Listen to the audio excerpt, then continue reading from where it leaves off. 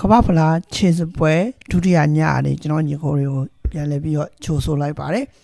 ဒီကနေ့ကျွန်တော်တို့ကမ္ဘာဖလားခြေစပွဲဒုတိယညပွဲစဉ်တွေပေါ့နော်ဒီပွဲစဉ်တွေကိုကျွန်တော်အခုပြောလေးမှာဒါကျွန်တော်ကြိုက်ကလေးတွေကိုကျွန်တော်ညီကိုတွေအတွက်ကျွန်တော်ပွဲချိုသုံးသပ်ချက်ကလေးပြုလုပ်ပေးသွားမှာဖြစ်ပါတယ်အားလုံးပဲမင်္ဂလာပါ97ပေါ်ပေါ်လိုက်ခါနေကျွန်တော်ညီကိုတွေပြန်လည်ပြီးတော့ကြိုဆိုလိုက်ပါတယ်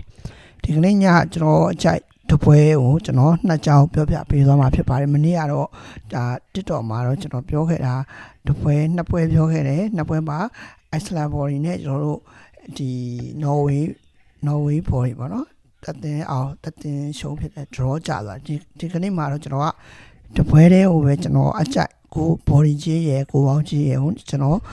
နှစ်ပွဲပြောပြပေးသွားမှာဖြစ်ပါတယ်ပြောခင်ဒီညအတွက်ကျွန်တော်အကြိုက် special member တပွဲကောင်းထွက်ပါတယ်ဒီပွဲကတော့နိုင်မှပဲပေးရမယ်နိုင်ပေးပွဲစဉ်ဖြစ်တဲ့အတွက်ကျွန်တော်ရဲ့ဖိုင်ဘာနှစ်ဖက်4539993ညနဲ့မှာဆက်သွယ်ပြီးတော့ကျွန်တော်ညီကိုလေးစိတ်ဝင်စားရင်တော့လာရောက်ယူလို့ရပါတယ်ကျွန်တော်သုံးသက်ချက်နဲ့တိချာလေးပို့ပေးရပဲဖြစ်ပါတယ်ကျွန်တော်ရဲ့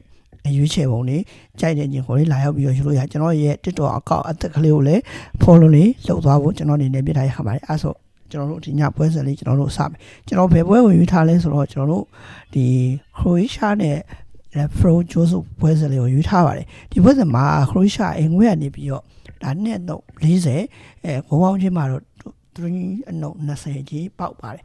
ဒီကြီးမှာကျွန်တော်က Pro Joseph အနေနဲ့ကနေဒါနောက်တစ်ဆက်ကိုတက်ဖို့အတွက်အစမ်းကိုကြိုးစားလာအောင်မယ်လို့ကျွန်တော်ထင်တယ် Pro Joseph ရဲ့ခြေစွမ်းရလဲအခုနောက်ပိုင်းမှာတော်တော်လေးပြန်လဲပြီးတော့ကောင်းမွန်လာတာကိုတွေ့ရတယ်ဒါချက်လို့အသင်းမျိုးတော့မှအိမ်ဝင်းမှာ2-1ဆိုရရလိုက်တဲ့အနိုင်ခံနိုင်တဲ့ဒီပွဲစဉ်မှာဒီ Croatia နဲ့တွေ့တော့ကလည်းဒါ Croatia ကိုအိမ်ဝင်းမှာ0-1ဆိုရရလိုက်နေတော့ရှုံးနေတာဒါကိုကြည်ကျအဖြစ်ဒါကျွန်တော်က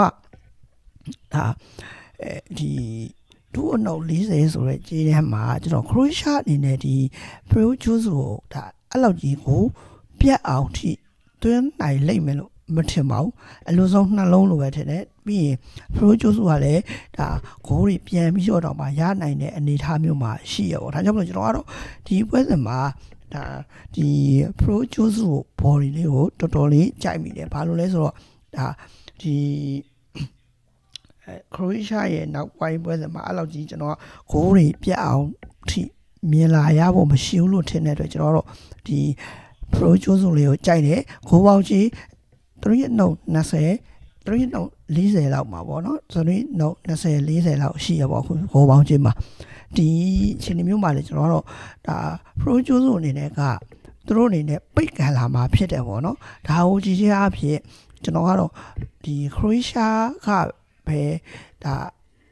ကိုရနိုင်တဲ့အလားအလာမျိုးမှာပဲရှိရဒါပေမဲ့